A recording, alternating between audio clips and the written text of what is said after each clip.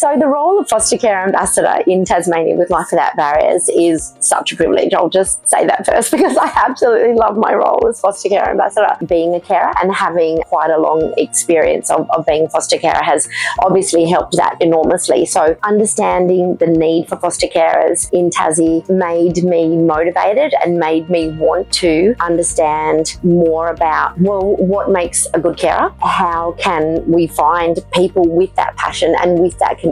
How can Life Without Barriers find those sorts of carers? And yeah, the role of the ambassador is to try and find those people and bring them into at least a conversation about what it's like to be a carer. And I support the community engagement officer on her quest to get the Life Without Barriers name out there. And together we really try and look at what the need is for Life Without Barriers in Tassie, as far as how many children are coming into care and what ages are they and what specific needs do they have, and do we have carers that we can match really, appropriately and really properly and successfully. I've been a carer ambassador for 5 years. I wanted to be a foster care ambassador because I think firstly, just because of the good experience that we've had with Life Without Barriers. So we have fostered, for over 20 years and for I think 9 or 10 years with Life Without Barriers. And when I got to know the organisation and understood what their values were and just found that I was very much aligned with those values. When I heard about the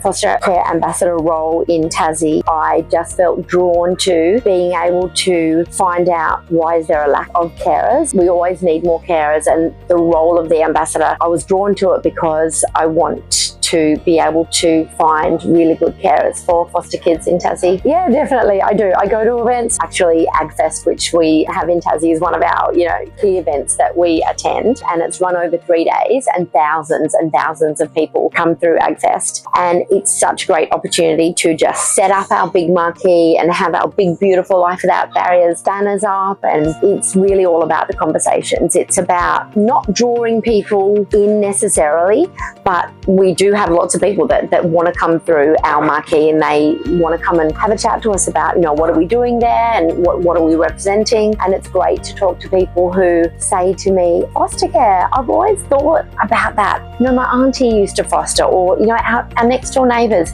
always seem to have, kids sort of, coming and going. We realised later on that they were foster carers. And it's so easy to strike up a conversation with somebody about the caring role and what it's meant to us and what it's meant to our children, and how, it's just changed our family. So I love talking to people about being a carer, and I love it when people are really interested in becoming a carer themselves. Yeah, definitely. I think I've probably been at Life Without Barriers for almost as long as some of the longer serving staff members on our team.